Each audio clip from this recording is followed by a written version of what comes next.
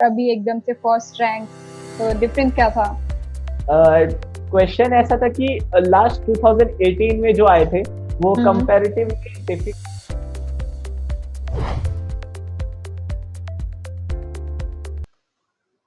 Okay, hi Kalpit. Hello. Hello. Okay, so first of all congratulations, first rank achieve किया है आपने। Thank you so much.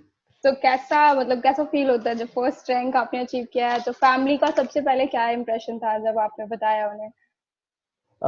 Actually में क्या हुआ था, रिजल्ट पहले आ गया था, 16 हम्म। मार्च को डेट था, बट 13 मार्च को ही फाइनल आंसर की आया।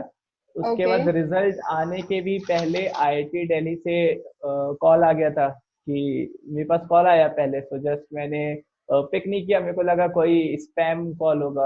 मतलब ओके। Usually okay. कंपनीज बहुत सारे कॉल करते रहते हैं कि आप हमारा ये कार्ड ले लीजिए, वो तो कूल। वैसे टाइप से। बट फिर घर पे कॉल आ गया था, फादर को कॉल आया, तो वो बोले कि मैं आईआईटी दिल्ली से बोल रहा हूँ और आपके जो सन ने टॉप किया है करके। तो फिर वो उस टाइम पे फिर पहले तो बिलीव नहीं हुआ था, बट फिर थोड़ी देर बाद रिजल्ट भी डिक्लेयर हो गया, तो वैसे ओके, वैसा तो एक मतलब इंसिडेंट। आपसे पहले आपके फादर को पता चल गया, तो जी उन्होंने जी, आपको वो न्यूज़ दी? हाँ, उन्होंने मुझको ओके। बताया कि आपका रैंक अच्छा है। Okay, lovely. तो ओके, तो कुछ अपने बारे में बताइए, like tell me something about yourself. कहाँ से आप बिलोंग करते हैं, देन उसके बाद आपने कहाँ से इंजीनियरिंग की, कौन सा ब्रांच था आपका? मैं रायपुर छत्तीसगढ़ का रहने वाला हूँ। ओके। जस्ट ये कैपिटल रायपुर जो है छत्तीसगढ़ का, ओके। सो सेंट्रल इंडिया में आता है। देन जस्ट मेरा जो कॉलेज था वो भिलाई दुर्ग में था, यहाँ से 40 किलोमीटर के डिस्टेंस पे है। ओके। तो मेरा graduation BIT Bhilai institute of technology Durg से हुआ था। हम्म। देन जस्ट कॉलेज के टाइम से मैंने प्रिपरेशन भी स्टार्ट करी हुई थी, सो बस वहाँ से जर्नी स्टार्ट हुई थी। सो इलेक्ट्रॉनिक्स एंड कम्युनिकेशन ब्रांच में मैं मेरा बीटेक बीई जो हुआ था, उसके बाद देन जस्ट ओके, गेट भी उसी में ही। तो छत्तीसगढ़ से ही आपने इंजीनियरिंग की थी कंप्लीट अपनी? या छत्तीसगढ़। Okay, lovely. और मतलब इससे पहले भी कभी, like it is your first attempt, या इससे पहले भी कभी आपने गेट क्लियर अटेम्प्ट किया था? This was my third attempt. My okay. first attempt was in 2018 when I was in final year. मैं 2018 में पास आउट हुआ था, so just उस टाइम फर्स्ट अटेम्प्ट मैंने किया था। अच्छा, तो तो मतलब क्या डिफरेंस क्या रहा फर्स्ट, मतलब क्यों उस टाइम पे क्यों नहीं क्रैक कर पाए थे, और अब इतना अच्छा रैंक आया है, आप फर्स्ट आए हैं, तो डिफरेंस क्या था उस टाइम की प्रिपरेशन में और अभी की प्रिपरेशन में? फर्स्ट अटेम्प्ट में मेरे को बहुत प्रॉपर मेरा जर्नी जो था वो थोड़ा सा गैप भी उसमें हुआ था। कभी जब मैं एक्चुअली फोर्थ सेम से ही स्टार्ट किया था, बट ओके। उतना ज्यादा कंसिस्टेंट नहीं था। लाइक कभी कुछ फंक्शन आ रहा है, फैमिली फंक्शन आ रहा था, तो मेरा हम्म। छूट जा रहा था, या फिर और कुछ रिस्ट्रिक्शंस आ रहे थे, तो हम्म। सेमेस्टर एग्जाम्स आते हैं और ऐसे ओके। बहुत सारा था, तो मेरे काफी सारे वीक टॉपिक्स थे। फर्स्ट टाइम में भी मेरा प्रिपरेशन था, ठीक था, अच्छा था, बट वीक टॉपिक्स मेरे बहुत सारे टॉपिक थे जो बहुत स्ट्रांग नहीं थे। और हम्म। कुछ एक सब्जेक्ट थे लाइक इलेक्ट्रोमैग्नेटिक थ्योरी, मेरा थोड़ा वीक था फर्स्ट टाइम में। एंड 2018 में ऐसा हुआ था कि पेपर डिफिकल्ट आया था ओके। कंपैरेटिवली, तो वो अनएक्सपेक्टेड था, तो उसके कारण भी थोड़ा सा कॉन्फिडेंस में आया था कि कॉन्फिडेंट उतना मैं था नहीं, मुझको लगा हाँ, मतलब पेपर वो तो फर्स्ट टाइम था तो थोड़ा हाँ। कॉन्फिडेंस लेवल कम था। या और अभी मतलब बहुत मेहनत करनी पड़ी होगी ऑब्वियसली, पर कैसे मैनेज करते थे अपनी स्टडी को और बाकी चीजों को? जस्ट एग्जाम प्रेशर था 2018 में, तो मेरा उसके कारण जो पेपर भी गड़ गया था। देन हम्म। 2019 में अगेन सिली मिस्टेक थे 2018 में, और 19 में जब मैं अपियर किया था फर्स्ट और सेकंड अटेम्प्ट में, तब ये भी था कि मैं मेरा स्लीप प्रॉपरली हुआ नहीं था। मैं मॉर्निंग 4 o'clock या ऐसे बहुत लेट सोया था, एंड ओके। ऑब्वियसली वो हैबिट था हमारा जो कि हम 4 साल में हमारा जो स्लीप साइकिल है वो चेंज हो जाता है एकदम, लेट नाइट्स होते हाँ। हैं। और तो एग्जाम मॉर्निंग शिफ्ट में था मेरा, दोनों ही टाइम एग्जाम, तो मैं स्लीप डिप्राइव था और सोया नहीं था ज्यादा। सो 18 19 वैसे चले गया था, बट 19 में मेरा प्रिपरेशन अच्छा था। तो अब 20 में ऐसा था कि मेरा प्रिपरेशन तो पहले से ही अच्छा था, 19 में ही मैं सब प्रिपेयर कर हाँ, लिया था, मतलब बट अभी पहले से भी थोड़ा। वो बैकअप बनता हाँ। गया है एक साइड। ओके, या तो फिर भी मतलब कुछ टिप्स स्टूडेंट्स के लिए, जैसे कि जो स्टूडेंट्स हैं जिनको आगे अपना फ्यूचर देख रहे हैं वो गेट के एग्जाम के लिए, उनके लिए कोई टिप्स देना चाहेंगे आप कि किस तरह से वो प्रिपेयर कर सकते हैं, कैसे मेहनत करनी है, या क्या हाँ कोई ऐसे स्ट्रेटेजी है आपकी जो आपने खुद यूज की हो कि इस तरीके से पढ़ना है? हाँ, पहली चीज तो है कि आपको पहले तो अपना कंटेंट बहुत सारा हम्म। बनाना पड़ता है कि अगर ओके। आप कोई बुक फॉलो कर रहे हैं या फिर कुछ भी आप जस्ट फॉलो कर रहे हैं। सो कल्पित, क्या आप कोई एडवाइस देना चाहेंगे हमारे स्टूडेंट्स के लिए?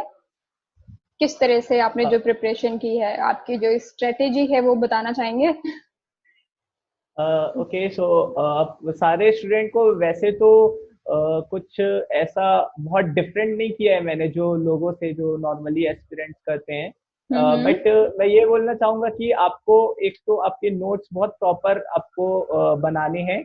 सो हम्म। पहले कलेक्ट करना पड़ेगा हमको सारा जितना भी सब्जेक्ट आप किसी एक सब्जेक्ट को पढ़ रहे हैं तो आप डिफरेंट नोट्स रिफर कर सकते हैं, डिफरेंट टीचर्स, डिफरेंट बुक।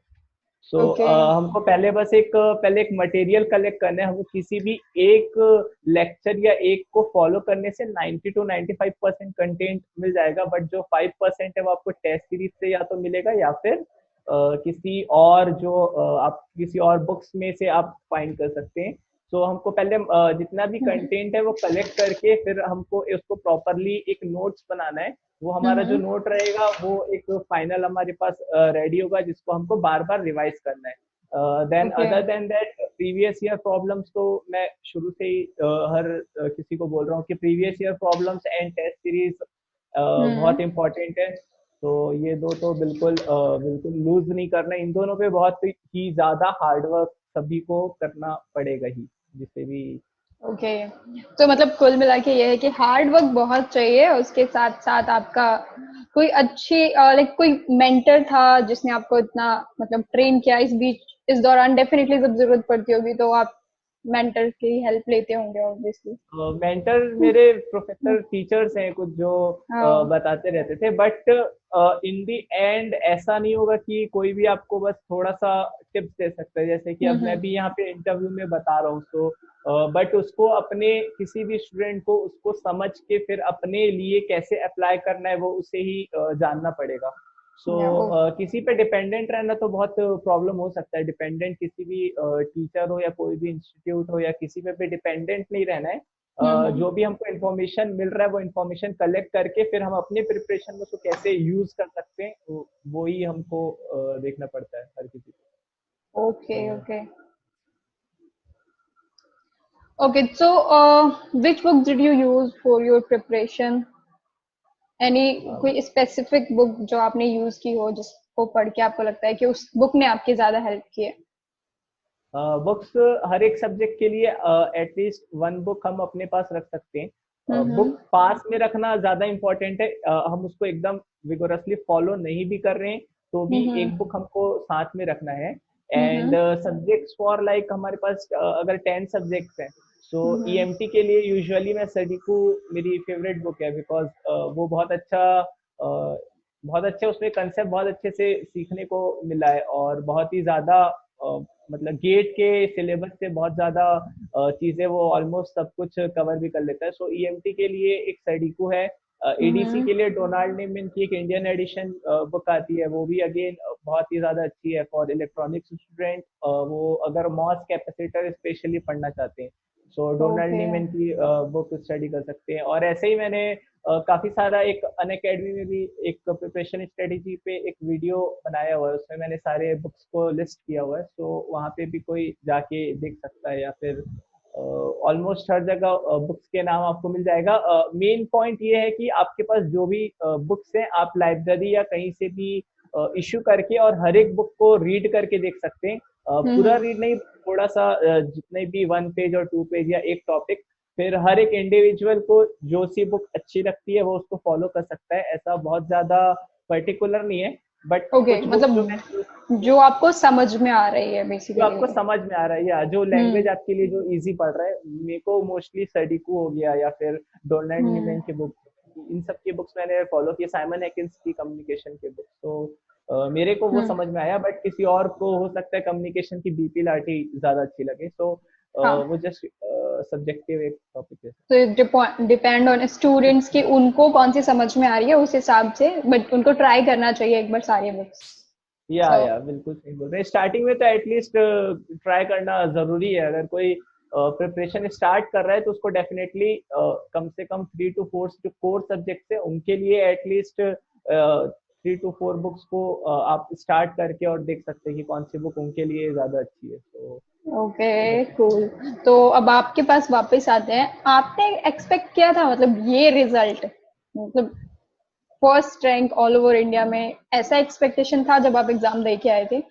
जब मैं एग्जाम जस्ट फिनिश किया था उसके बाद कुछ 2 और 3 क्वेश्चंस ऐसे थे जो मुझको और बन सकते थे, बट मैंने थोड़ा सा रश में और प्रेशर में थोड़े से कुछ छोड़ दे। डिसीजन लिए कि हाँ निगेटिव मार्किंग भी है, सो 1-2 क्वेश्चन वैसे चले गए थे और 1-2 सिली मिस्टेक भी थे। तो पेपर हम्म। देख के जस्ट जब मैं निकला तब मुझको थोड़ा सा उस बात का गुस्सा बोल सकते हैं, या फिर मैं थोड़ा डिसअपॉइंटेड था कि मैं और भी ज्यादा 100% और भी अच्छा परफॉर्म कर सकता था। सो पेपर दे के निकला तब मुझको एग्जैक्टली नहीं पता था कि सिंगल डिजिट या फिर ऐसा एकदम टॉप 10 में रहने वाला है। मैं एक्सपेक्ट कर रहा था कि अंडर 200 आ सकता है या 300 आ सकता है, बट स्टिल ओ। डिसअपॉइंटमेंट था कि कुछ जो 1-2 क्वेश्चन मेरे से या जो भी 3-4 क्वेश्चन जो भी थे तो मैंने हम्म। मिस्टेक किया या फिर सिली कुछ छोड़ दिया, उसको मुझको करना चाहिए था। तो वो एक चीज थोड़ा सा था।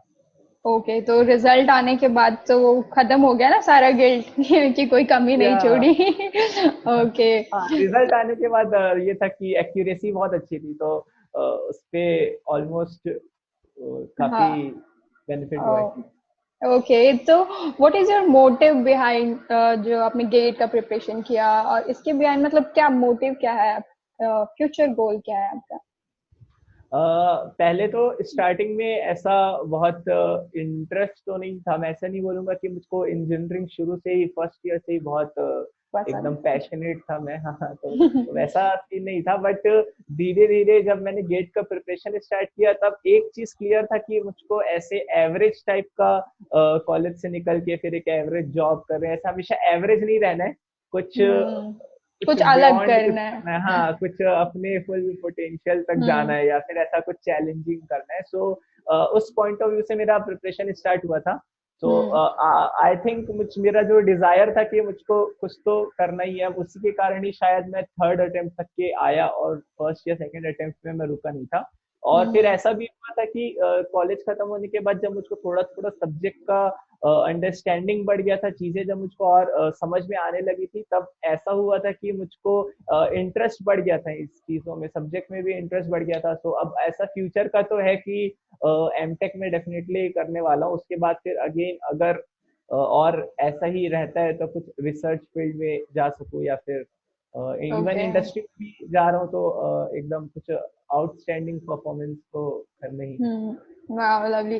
तो मतलब मैं आपकी स्टूडेंट जर्नी के बारे में जानना चाहती हूँ, मतलब आप हमेशा से ही टॉपर थे या ऐसा हुआ कि कोई बैंक बेंचर एकदम से टॉपर बन गया?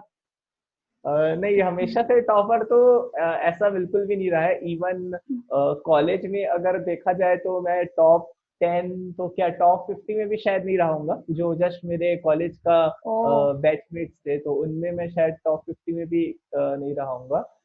सो कॉलेज लाइफ में तो ऐसे ही बस पास होते रहे। जो मेरा यूनिवर्सिटी है जहाँ से मैं पास हुआ, हम्म। तो यूनिवर्सिटी एग्जाम्स में यूजुअली वही फर्स्ट नाइट हम स्टार्ट करते थे पढ़ना, लाइक पूरे सेमेस्टर तो छोड़ देते थे, जस्ट हमारा या तो गेट का प्रिपरेशन कर रहे हैं या कुछ और कर हम्म। रहे हैं।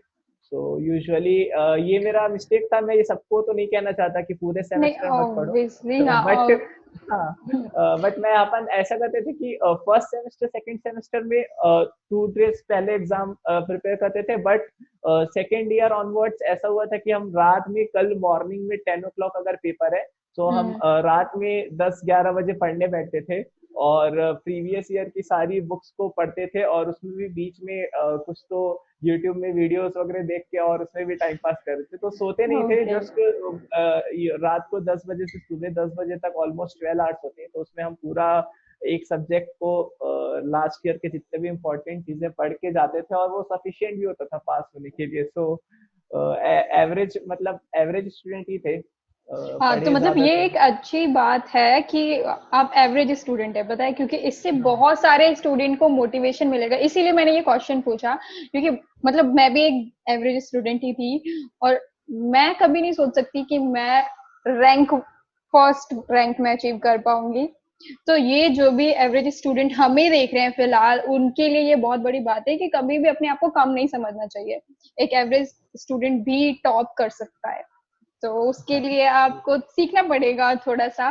तो that is everything is about just जो भी है सब डिजायर है आपका, कितना आप क्या हाँ, पाना चाहते हैं। सो ओके, तो बहुत अच्छा लगा वैसे आपने, मतलब मैंने यही सोचा था जब मैंने आपकी प्रोफाइल देखी, तो आई वाज लाइक कि हमेशा से ही टॉपर होगा, तभी तो लाइक फर्स्ट रैंक अचीव करना ऑल ओवर इंडिया में बहुत बड़ी बात होती है। बट आपने जिस तरीके से अपने आप को मोल्ड किया वो बहुत बड़ी बात है, और हर स्टूडेंट कर सकता है, आप अगर कर सकते हो तो यहाँ पे जितने भी स्टूडेंट हैं, डीमोटिवेट नहीं होना है, कोशिश करनी है। ओके, तो नेक्स्ट क्वेश्चन। तो how important do you feel mock tests are, and why you feel कि mock test is very important? Mock test सबसे ज्यादा मैं तो बोलूंगा, अगर लास्ट कुछ 3-4 मंथ्स में कुछ इम्पोर्टेंट है तो हम्म। वो मॉक टेस्ट और जो फुल लेंथ टेस्ट है या फिर आपके सब्जेक्ट वाइज टेस्ट है वही है। ये इम्पोर्टेंट, इसका बहुत सारा रीजन है। एक तो हम्म। ऐसा है कि इफ कोई भी एक स्टूडेंट है जो अब सारे बुक्स तो वो पढ़ नहीं सकता है, ओके, लाइक एक सब्जेक्ट की अब किसी के 3 या 4 बुक्स बहुत गुड बुक्स हैं, तो वो सब हम्म। स्टडी नहीं कर सकते स्टूडेंट। सो टेस्ट सीरीज से ये होता है कि उस पर जो क्वेश्चन आएंगे वो हो सकते हैं कि आपको कोई दूसरे दूसरे जो स्टैंडर्ड बुक्स है वहाँ के क्वेश्चंस डायरेक्टली आपके पास टेस्ट सीरीज में आ जाए। तो ओके। ऐसा होता है कि स्टूडेंट के पास एक पहले से ही जो बहुत अच्छे क्वेश्चन है, न्यू क्वेश्चन एक स्टूडेंट को टेस्ट सीरीज में मिलते हैं। हम्म। उसके बाद सेकंड होता है कि टाइम बाउंडेशन होता है। हम जो पहले प्रिपेयर कर रहे हैं, जस्ट ओके। प्रीवियस ईयर अगर हम सॉल्व कर रहे हैं, सो उस हम्म। टाइम पे हमारे पास कोई भी टाइम बाउंड नहीं होता। हम एक क्वेश्चन को कितने भी देर तक बना ले और हमको वैसा प्रेशर फील नहीं होता है। सो हम्म। टेस्ट स्टार्ट करने के बाद होता ये है कि हमारे पास जस्ट एक टाइमर चलता रहता है साइड में। हम्म। सो उसका एक एक जो प्रेशर रहता है टाइम का, वो आपको रियलाइज होगा। तो उसके लिए भी इम्पोर्टेंट है। अगेन प्रैक्टिस तो बहुत सारी होने वाली है, आपको पूरा फील आ जाएगा कि एग्जाम में आपको बैठने के बाद क्या क्या प्रेशर कैसा आता है, क्या इमोशंस आपके आने वाले हैं। आपको अगर डर, कोई पेपर डायरेक्टली डिफिकल्ट आता है या हम्म। अनप्रिडिक्टेबल आता है, तो उस सिचुएशन को कैसे हैंडल करना है, ये सब आपको टेस्ट सीरीज से बहुत ज्यादा अच्छे से समझ आएगा।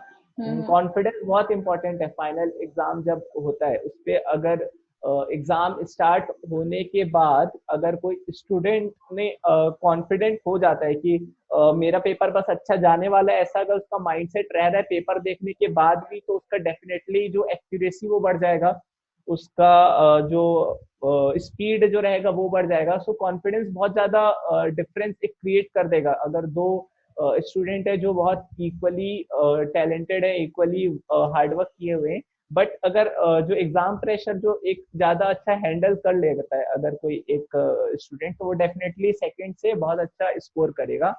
सो इसलिए भी हमको टेस्ट सीरीज देना है कि वो हमको एग्जाम का पहले ही फील आ जाता है उससे। हमको हम अगर जनवरी में हम जो एग्जाम देने वाले हैं उसके पहले ही हम 20 वैसे ही और पहले टेस्ट दे चुके हैं, 20 फुल लेंथ टेस्ट या 25, 20 to 30 यूजुअली जो फुल लेंथ टेस्ट अगर कोई अपियर करता है तो वो सफिशिएंट बोल हाँ, सकता मतलब है एक अपने आप को एवरेज स्टूडेंट। पहले से ही प्रिपेयर कर लिया है हमने।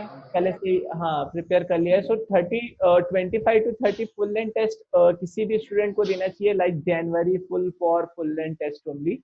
हम्म। So that will be a good number.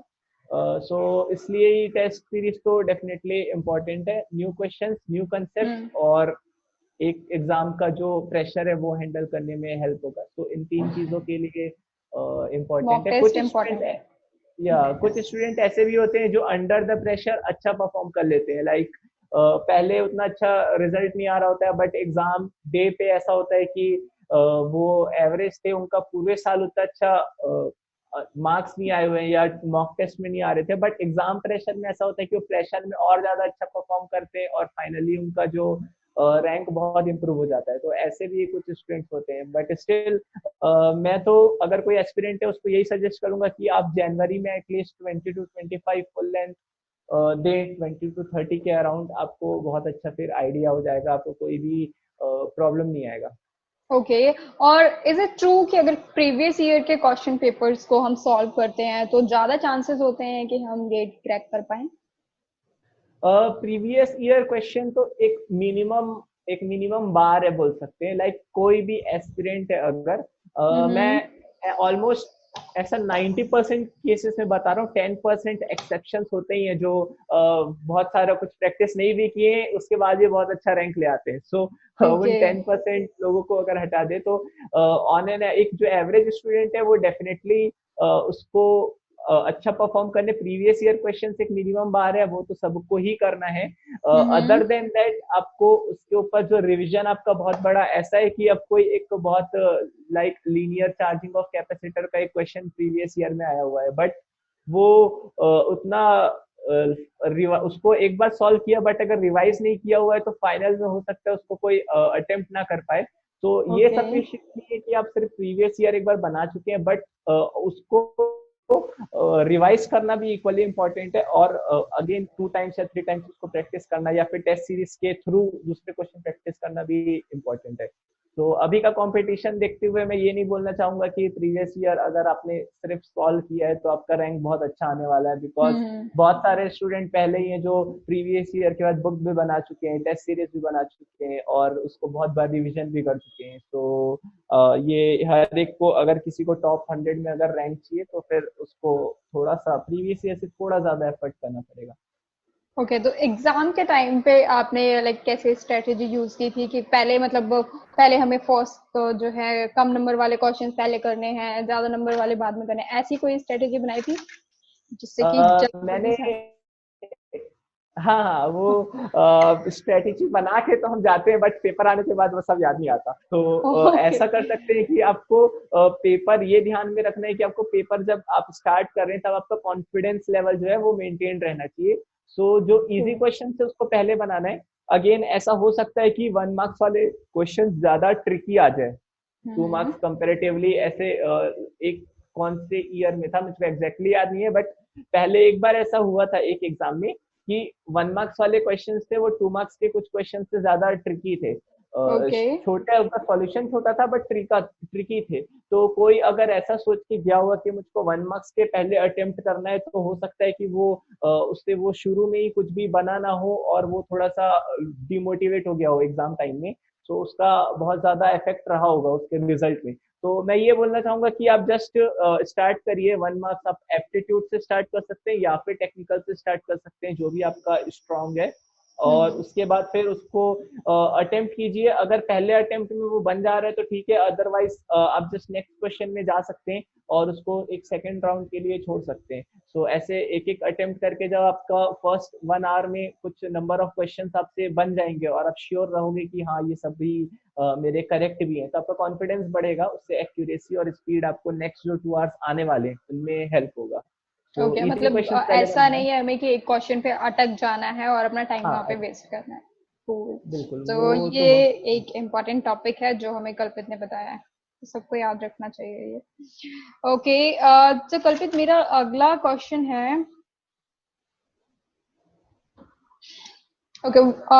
What is online calculator? Online calculator या फिर वर्चुअल कैलकुलेटर जो है वो हमको जस्ट गेट में हम जब जाते हैं एग्जाम देने या फिर कोई टेस्ट सीरीज भी जब हम अपियर करेंगे तो उसपे उस विंडो में हमको साइड में एक कैलकुलेटर का ऑप्शन होता है, बिकॉज जो फिजिकल कैलकुलेटर है हमारे पास वो अलाउड नहीं होता मेन एग्जाम में। ओके। सो वो जस्ट एक वर्चुअल कैलकुलेटर प्रोवाइड करते हैं गेट के पेपर में या फिर टेस्ट सीरीज में भी होता है। तो तो इससे ये रिलेटेड हेल्पफुल तो होता है?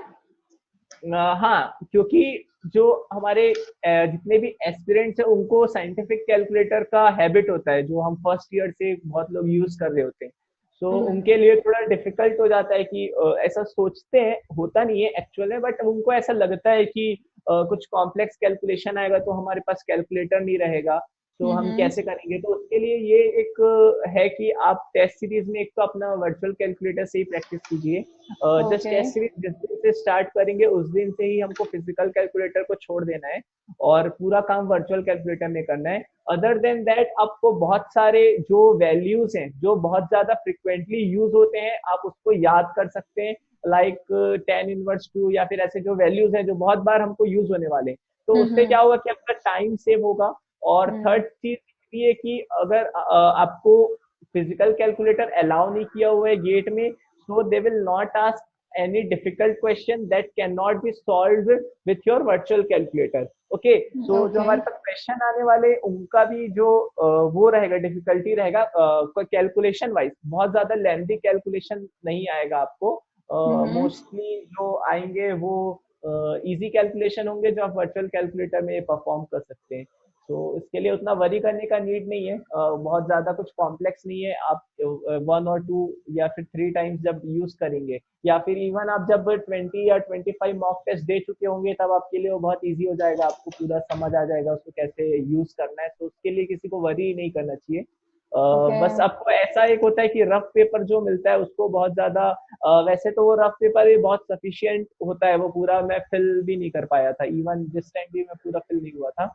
So okay. वो भी बहुत सफिशियंट मिलता है। तो बहुत सारे कैलकुलेशंस आप रफ पेपर में बहुत फास्ट कर सकते हैं rather than using your virtual calculator. Okay, तो इस दैट इज ईयर माय। का गेट पेपर कैसा था? मतलब बहुत टफ था या फिर आप लाइक जब एग्जाम आया आपके हाथ में तो कैसा फील हुआ? डर? स्टार्टिंग में तो हाँ, स्टार्टिंग में जब आया फर्स्ट 30 मिनट्स तो मुझको लगा कि पेपर थोड़ा डिफिकल्ट है, मतलब डिफिकल्ट तो मैं नहीं बोल सकता बट जल्दी जल्दी मैं सॉल्व नहीं कर पा रहा था। जो आंसर आ रहा था उसके बाद उसको और वेरीफाई 2-3 बार मुझको करना पड़ रहा था कि मैं सही सॉल्व किया हूँ कि नहीं। वो होता है ना कि 2+2 4 भी हमको डाउटफुल हो जाता है सही कर रहे हैं कि नहीं कर रहे हैं। तो वो वाला ओके। एक सीन हो गया था। बट यूजुअली वो 20-30 मिनट्स तक के था। उसके बाद फिर मेरे को जब थोड़ा कॉन्फिडेंस आ गया कि नहीं भाई, मतलब हम इतना एफर्ट कर रहे हैं और सब चीज हमने ठीक किया है, टेस्ट सीरीज में हमारे मार्क्स अच्छे थे, तो हम्म। हमको कुछ इतना डरने का नीड नहीं है। जब वो वाला एक बार जब वो आ गया था उसके बाद से मैंने फिर मेरे को सारा पेपर इजी ही लगा। कुछ 2-3 डिफिकल्ट क्वेश्चन थे तो मुझको पहले से ये आइडिया था कि कुछ डिफिकल्ट क्वेश्चंस तो आते ही हैं जब भी कुछ भी कोई भी किसी भी एग्जाम में 2 या 3 हम्म। क्वेश्चन ऐसे होंगे जो किसी से भी नहीं बनने वाले। तो इवन दिस टाइम जब वो डिफिकल्ट क्वेश्चंस आए थे तो मुझको समझ में आ गया था कि ये क्वेश्चंस अगर मेरे को फर्स्ट अटेम्प्ट में से नहीं बन रहा है या फिर मुझको कुछ डाउट आ रहा है इसमें, मतलब ये डिफिकल्ट है और ये किसी से भी नहीं बनने वाला है। तो ये कॉन्फिडेंस भी था।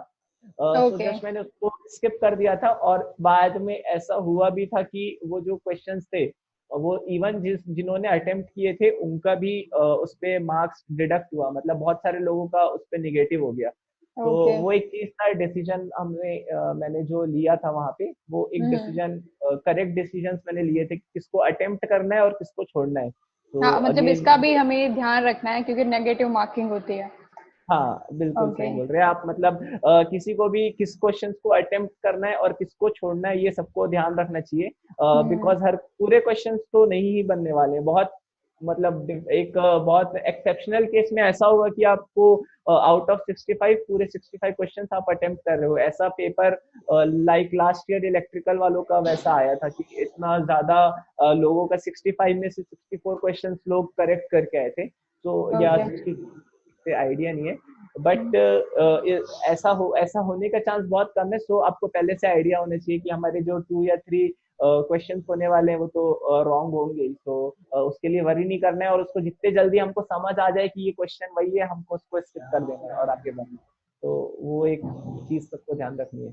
ओके, तो this is a third attempt. तो आप कैसे लग पहले का एग्जाम कैसा था और अभी का एग्जाम को अगर हम कंपेयर करें तो क्या डिफरेंस था? क्योंकि पहले के पेपर अटेम्प्ट में आप कर नहीं पाए और अभी एकदम से फर्स्ट रैंक, तो डिफरेंस क्या था? क्वेश्चन ऐसा था कि लास्ट 2018 में जो आए थे वो हम्म। कंपैरेटिवली डिफिकल्ट थे, बट मुझको और ज्यादा डिफिकल्ट लगा क्योंकि मैं अगेन ये मैंने बताया कि जैसे मैं मेरा हैबिट जो था 4 o'clock सोने का या 3 o'clock जो मैं सोता हूँ बहुत लेट से। तो हम्म। 2018 और 19 में मेरा जो एग्जाम था वो मॉर्निंग शिफ्ट में था, दैट इज मतलब 8:30 या 9 o'clock से होता है मॉर्निंग शिफ्ट, तो ओके उस शिफ्ट में भी था। और इस बार लक भी थोड़ा अच्छा था कि मुझको इवनिंग शिफ्ट, आफ्टरनून जो शिफ्ट होता है 2 o'clock से मेरा एग्जाम हुआ था। तो ओके वो हुआ भी, लास्ट के 2 ईयर ऐसा हुआ था कि मैं ज्यादा सोया नहीं था, तो मेरा परफॉर्मेंस ऑटोमेटिकली डिग्रेड हो गया था।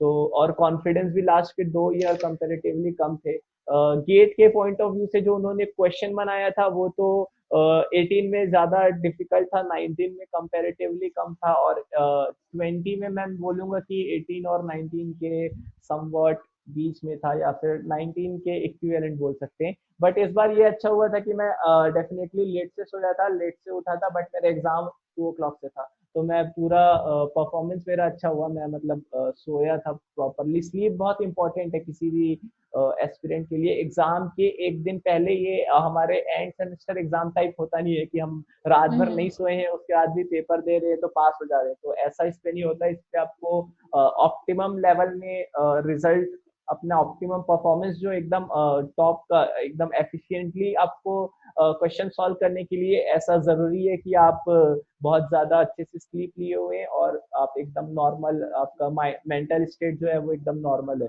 तो वो इम्पोर्टेंट था, तो इस बार वो अच्छा था। तो मैं, मेरे लिए तो सबसे इजी अगर बोलोगे तो इस बार का ही पेपर था, बिकॉज इस बार मेरा प्रिपरेशन सबसे अच्छा था। ओके तो कुल तो मतलब ऐसा कुछ नहीं है कि पेपर हार्ड है, ये कुछ है, सारा डिपेंड करता है आपकी प्रिपरेशन पे कि आप कितने तैयार हो आप ना। कितने, बिकॉज रिलेटिवली वो सबके लिए डिफिकल्ट हो जाता है ना। जस्ट लाइक अगर हाँ पेपर डिफिकल्ट आया, तो अगर आप AIR आपका अगर टॉप 100 में आने वाला है, तो अगर हम्म पेपर डिफिकल्ट आ गया उसके बाद, तो ऐसा होगा कि वो सभी के लिए डिफिकल्ट है। तो उतना इफेक्ट, रिलेटिव परफॉर्मेंस इफेक्ट नहीं होगा, बिकॉज आपका अगर सेकंड रैंक है तो जो थर्ड वाले को भी वो उतना ही डिफिकल्ट लगा होगा पेपर। ओके तो तो आपको सबसे डिफिकल्ट चीज क्या लगी इस प्रिपरेशन के दौरान, जब आप गेट की प्रिपरेशन कर रहे थे, तो आपके लिए सबसे डिफिकल्ट क्या था? मेरे लिए सबसे डिफिकल्ट, अगर टेक्निकल सब्जेक्ट्स में आप पूछोगे तो मैं बोलूंगा कि कुछ सब्जेक्ट्स हैं, जैसे कि एक एंटीना एक सब्जेक्ट था जो मुझको बहुत जल्दी मेरा कमांड उस पे आया नहीं था। हम्म इवन लास्ट तक भी वो थोड़ा सा कंपेरेटिवली वीक था।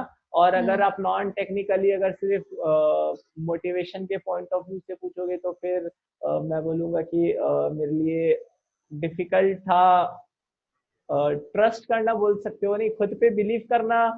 एक हर रोज ऐसा नहीं रहेगा कि आप हर रोज उतने मोटिवेटेड नहीं रह पाते हैं अपन।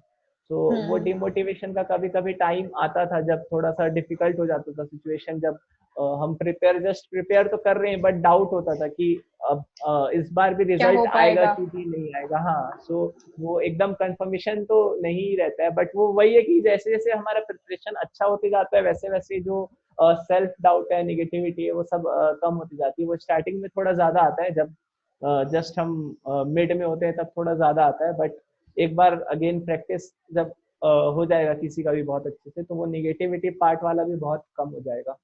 ओके तो गेट के लिए मोटिवेशन कहाँ से मिला? मोटिवेशन तो वही डिजायर, सबसे बड़ा फैक्टर तो जैसे कि मैंने बताया, मेरा डिजायर, जो किसी में भी अगर कुछ करने की चाह है, तो फिर हम्म कुछ भी हो जाए, वो कितने बार भी रुक जाए, गिर जाए, या कितने बार भी उसको कितने भी प्रॉब्लम्स आए, वो उनको जस्ट ओवरकम इजीली कर लेगा अगर आपके डिजायर्स हैं। तो ऑब्वियसली मैं ऐसा तो नहीं बोलूंगा कि मैं हर एक पॉइंट में बहुत ही ज्यादा मोटिवेटेड था या मेरा जर्नी एकदम स्मूथ था, ऐसा नहीं है। क्योंकि हम मतलब डिमोटिवेशन तो सबको होता है, ओके, हम्म इमोशंस चेंज होते हैं, मोटिवेशन आता है जाता है, बट जो हमारा वर्क है वो कंसिस्टेंटली चलते रहना चाहिए, इररेस्पेक्टिव ऑफ आवर इमोशंस।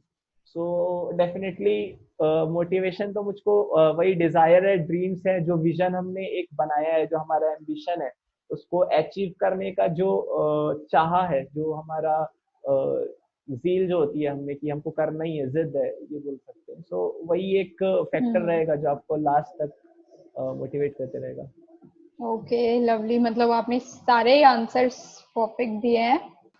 तो बहुत सारे स्टूडेंट्स का ये सवाल रहता है कि रिवीजन कैसे करते हैं, नोट्स कैसे आप बनाते हैं? ओके, सो ये डेफिनेटली ये क्वेश्चन मुझसे भी बहुत सारे लोग पूछते रहते हैं जब भी मेरे पास हम्म कोई भी मैसेजेस आते हैं। सो बहुत सारे लोगों का ये क्वेश्चन होता है। हम्म तो मेरा इसका आंसर रहेगा कि जब मैं स्टार्ट किया था, अगर मैं अपनी जर्नी देखूं, सो स्टार्टिंग फर्स्ट डे पे मेरे पास जस्ट एक कॉपी में मैं जब लिखना नोट्स बनाना स्टार्ट करता था, तो डेफिनेटली आपको थोड़ा प्रॉपरली नीटली अपने नोट्स को तो बनाना ही पड़ेगा, ताकि आपको समझ में आते जाए, या फिर आप टेक्स्ट बुक से पढ़ रहे हैं या फिर लेक्चर से पढ़ रहे हैं। सो उसके लिए एक रहता है कि आप फर्स्ट टाइम तो अपने कॉपी में जो भी कंटेंट आपको मिल रहा है उसको जस्ट लिखते जाएं, जो भी आपको इम्पोर्टेंट लग रहा है।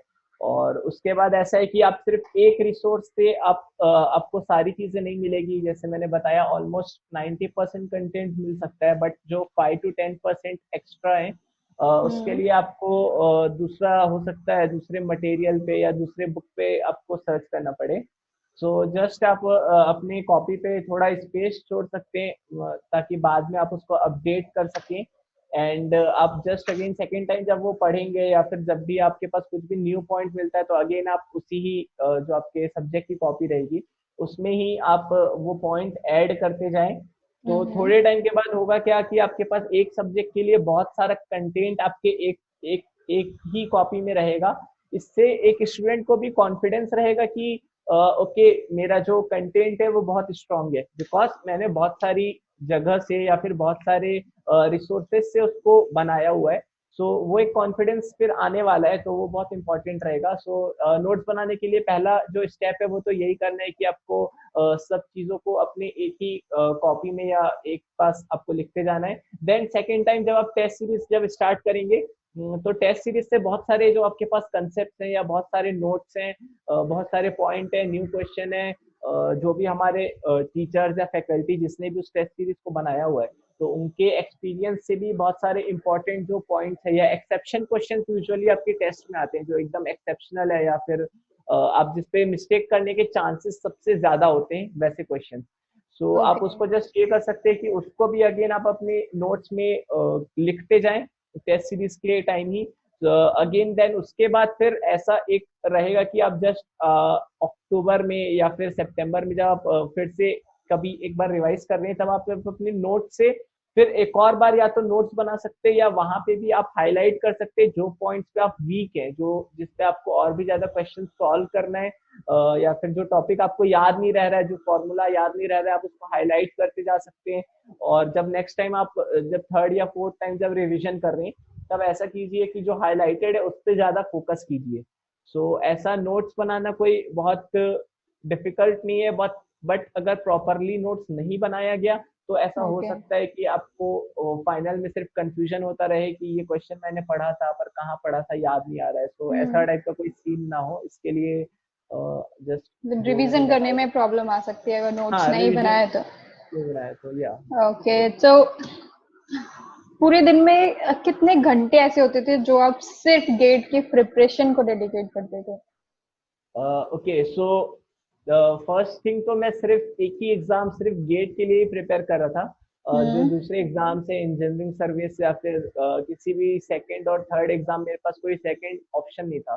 सो मैं सिर्फ गेट के लिए प्रिपेयर कर रहा था, तो ऑलमोस्ट मैं जितना भी स्टडी करता था वो गेट के लिए ही पढ़ता था। सेकेंड चीज ये थी कि मैं डेली टारगेट्स ऐसा नहीं होता था कि मैं ऐसा सोच के पढ़ूं कि मुझको आज 6 आवर्स पढ़ना है। मैं मोस्टली एक टॉपिक ले लेता था या फिर एक कोई भी चीज जो मेरा एक टारगेट होता था कि मुझको इस टाइम पे इतना सिलेबस या इतनी चीजों को पढ़ना है।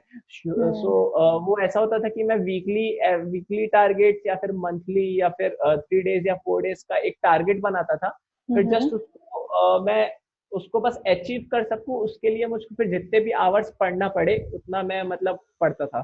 सो ऐसा नहीं है मैं किसी किसी दिन फुल डे भी पढ़ा हूँ जो 10 आवर्स है या फिर 12 आवर्स है, बट किसी किसी दिन ऐसा भी हुआ है कि 1 आवर बस पढ़े। सो वो होता रहता है जैसे जैसे आपका सिचुएशन रहेगा, आपके कॉलेज में एग्जाम्स है, प्रोजेक्ट है, कोई सेमिनार है, तो उस दिन आप पढ़ ही नहीं पाओगे। तो उसके लिए बेस्ट ऑप्शन यही है कि अपने टारगेट्स डिसाइड करके और उसको अचीव करने का कोशिश करें।